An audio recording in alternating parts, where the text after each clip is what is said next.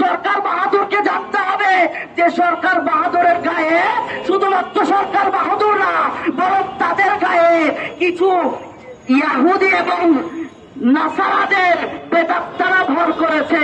আমাদের বুঝতে হবে, না হয় যারা কালকে পুলিশ ভাইদের সাথে সাথে পুলিশ ভাইদের সহায়তায় সুন্নি ভাইদের গায়ে আঘাত করেছিল, তাদের সাথে আমাদের রাজনৈতিক তেমন দ্বন্দ্ব নাই, তাদের সাথে আমার জায়গা সম্পত্তি নিয়ে দ্বন্দ্ব নাই, তাদের সাথে দ্বন্দ্ব শুধুমাত্র আমাদের আকীদা নিয়ে।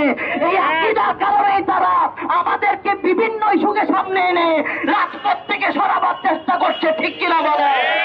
আমাদেরকে যতই চেষ্টা করুক, মনে আপনারা এটা মনে রাখবেন, ভুলবেন না যে বাংলার জমিনে রইসুদ্দিনকে এক ফুটা পানি বন্ধ করে ইমাম ছিনিয়ে নিতে পারবেন না।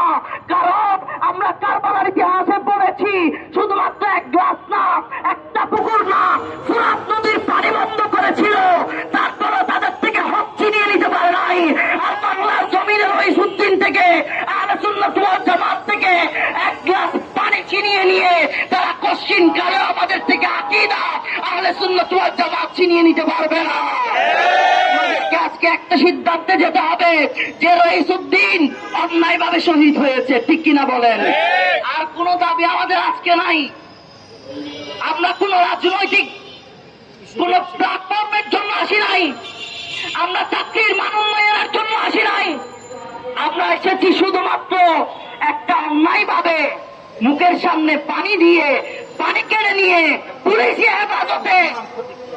হেফাজতে রেখে একজন ইমামকে যে কতল করা হয়েছে, শাহাদাতের সুদা পাক করানো হয়েছে, সেই অন্যায় এবং জুলুমের প্রতিবাদ করবার জন্য, ঠিক কিনা বলেন? আমরা শুধুমাত্র এই জুলুমের বিচারটা চাই। বিচার দাবি করেছিলাম, বিচার যতদিন হচ্ছে না ততদিন পর্যন্ত বিচার চাইতেই থাকবো ইনশাআল্লাহ। আল্লাহ রাব্বুল আলামিন আমাদেরকে ঈমানি বোধে বলিয়ান হয়ে রাজপথে থাকবার তৌফিক দান করুক। ওয়া মা তৌফিক ইল্লা বিল্লাহ ওয়া মা আলাইনা ইল্লাল বালাগ। আসসালামু আলাইকুম ওয়া রাহমাতুল্লাহ।